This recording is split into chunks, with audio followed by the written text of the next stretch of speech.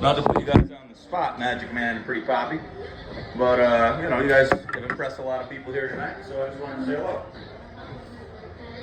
How we doing? So what happened exactly here? How did Pretty Papi, a man who wears the nicest watches and the nicest shirts in a sweaty locker room that is this bar, the Geek.Bar, and then a magician who apparently is trying to teach you stuff, but I saw your last video, it's not going so well. Maybe it's not your business, you know? I leave the expertise to the experts. Let's put it that way. There you go. You're an expert at you, and he's an expert at him. I'll leave the beauty tips to me and the magic to him. Listen, Pretty Papi, you're just an expert in training, all right? We're gonna get there. Appreciate it. Alpha Academy, Yeah. Magic Academy. Yeah, that's a good one. There we go. So real quick, just if you watched in the last week, anything with wrestling, AEW, New Japan, WWE, you had any thoughts on anything that stuck out to you? The biggest one probably this past weekend from Backlash in France. That crowd was electric. What a crowd. Yeah, I mean, might have needed a translator at times to understand. Yeah, they let that French guy go on for like 5 minutes. Yeah. No translator. Sometimes Japanese, like they do with Japanese with fucking Shinsuke sometimes, or Io Sky. I'm like, can't you just like work this out with subtitles? Like, has this not been established that you can do this? Like, I mean, it's cool that we're like so culturally vibrant that we're allowing, I don't know. I digress. It's about you guys, not me. No, go ahead. The one thing that shocked me about Backlash was, I mean, they could have been yelling something in French, but thought I was hearing a lot of Baron Corbin chants there. And dude, people love Baron Corbin in France. I wish he'd been on the card. I've always been a fan of Baron Corbin. I was hoping to see him there, but it didn't happen. Is he French? Is that why he's popular? No, I don't even think he is French. I think they just like him because he's a badass. What's not to like about Baron Corbin? Whether he was bum-ass Corbin or happy Corbin or just plain old Baron Corbin, he's a great talent, and I can't wait to see the things he's going to do on the main roster now that he's back after the draft.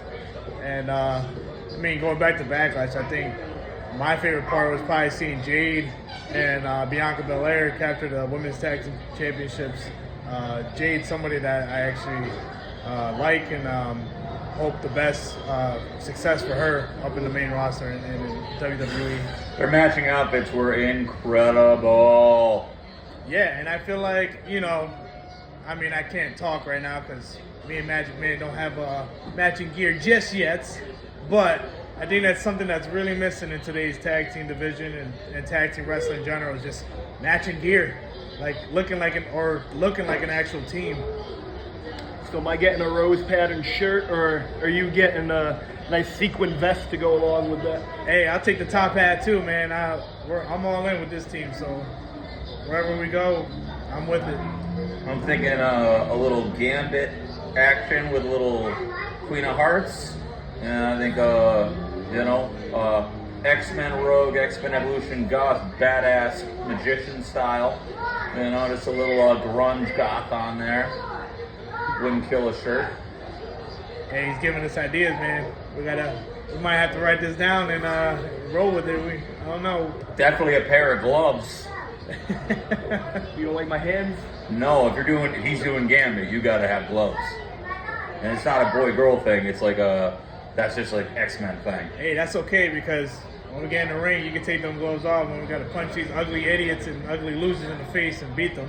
Could be a thing, like, I'm about to take my glove off. Now we're serious. Kids' gloves, that's what Spider-Man used to say in the 60s with John Romita and Stan Lee. All right, the kid gloves are off. That was his, I'm going man time now. It's going to be like Big Show or Undertaker taking down the straps. Exact. Kurt Angle, when he took down the straps, it meant something. Absolutely. Kurt was one of my favorites growing up, and still is one of my all-time greats, all-time favorites. All right, so real quick, there's no 5-star matches in the Dave Meltzer category with Kurt Angle in them. Such a shame. First one you think of, I'll go Royal Rumble that year with Chris Benoit, where he did like 25 suplexes and Benoit matched a lot of them. Yeah, say what you want about Benoit's future, but like Anakin Skywalker had some good matches there. We're just talking strictly wrestling and in the ring. One of the greatest to ever do it. Brock no, you can't give it to Brock and Kurt at the WrestleMania. It was great that Kurt deserved 5 stars for that match, but you can't give it to a fuck up. And Brock's not a fuck up, but that shooting star press is a fuck up. That's what happened. And Shawn Michaels and Chris Jericho had the best match, and Shawn Michaels had the best line of the whole thing, which fucked up the ending. How are we not the best match? Yeah, I mean, that was a compliment more so to Chris Jericho than anybody else in 2009, I think. I mean, well, going back to Brock, they call it high risk for a reason. So that's he used to do it. He used to do it from that distance. Yeah. What a thing that would have been. Then he would have been asking for it forever. Now he's never done it again, never going to attempt it again. Yeah, it doesn't need to. High risk, he learned the hard way. I mean, he's not doing any shooting star presses, but he's getting eyes on him. Like, I believe it was 2019 Money in the Bank. I went there, it was in the XL Center. I was there. And a lot of people on the internet hated it, but oh man, I was so happy his music hits at the end of that match. It was cool, but like, he didn't do anything in the fucking match. Yeah. Didn't break his neck though. So. Yeah, I was gonna say he didn't do Liv any Morgan could do that. She could climb the ladder. I mean, he is Brock. At that point, he didn't need to do much. He just needed to go in there, whoop some ass, Oh, grab Brock's the the briefcase. man. He made like a real meal out of being the champ when nobody else was doing it. Now wrestling's good, man. Oh, Edge gets him here. No, close. Good match here, Edge. So for folks not watching good radio or watching 2001 King of the Ring, I think Christian fucks it up for Edge, but Christian gets taken out of the match, and this is like the beginning of them breaking up. But then, yeah, Kurt. Oh, does Kurt win? No, I'm pretty sure Edge wins. It's a big win for Edge, frankly. Except for, like, this is like when the time when being mid-card or being anything but a derogatory monster that, grabs women's drawstrings in the background and doesn't, pay for it. Like, this is a dark time for WWF. And, Edge getting a little bit of a push that meant something was huge. Oh, yeah, Kurt needed that tap out, right? Oh, but nobody saw it. Yeah, Edge wins this. It's awesome. One of the first face. Oh, who fucking knocks his ass out? I think that's Shane. Shane McMahon. Shane O'Mac. Jeez, Shane was kind of cool. Here comes the money. Here comes the money. Here we go. Here comes the money. Money.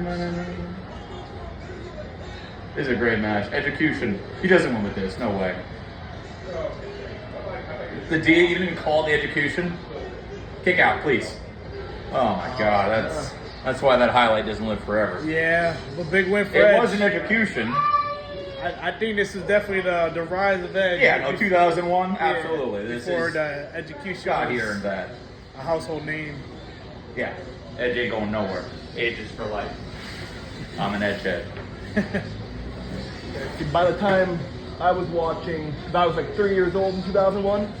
I remember Edge and Undertaker having a thing together. Oh God, that WrestleMania. Oh man, Vicky Guerrero pissed me off so much. I hated it. But I'm 8 or 9 years old. Oh man. I hated Triple H, but I mean, You don't like Hunter? now I love him. But like I love Roger Federer after 20 years of losing to him. Probably how you feel about Tom Brady after the roast. Ladies and gentlemen, this was Geek Bar.